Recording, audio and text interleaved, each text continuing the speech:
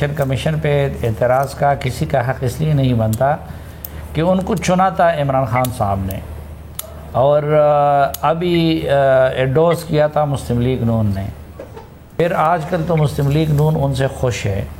तो इसका मतलब ये है कि ये इलेक्शन कमीशन से खुश होना या उससे नाराज़ होना ये वक्त वक्त की बात होती है। जिस पॉलिटिकल पार्टी को उनका कोई इक़दाम सूट करता है तो वो उसकी तारीफ़ करती है, और जिसको फिर नहीं करती तो वो उस पर तनक़ीद कर लेती है।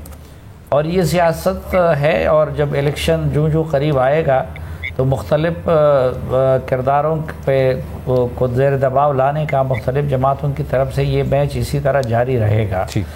लेकिन जेन्युइनली इलेक्शन कमीशन को अपने आप को फ़ाल करना चाहिए, और अगर इलेक्शन कमीशन अपना किरदार सही तरीके से अदा करे तो सूबाई हुकूमतों का या वफाकी हुकूमत का मेरे ख़्याल में फिर कोई ख़ास हैसियत और अहमियत नहीं रह जाती। वैसे भी टेक्निकली ट्रांसफ़र पोस्टिंग से लेके अहम फ़ैसलों का इख्तियार इलेक्शन कमीशन के पास आ गया है।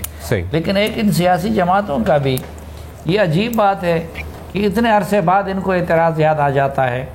अब मसलन ANP JUI बाकी सब जब खैबर पख्तूनख्वा में अपनी हुकूमत में अपने अपने ATM शामिल करवाए थे तो उनको कोई एतराज़ नहीं था।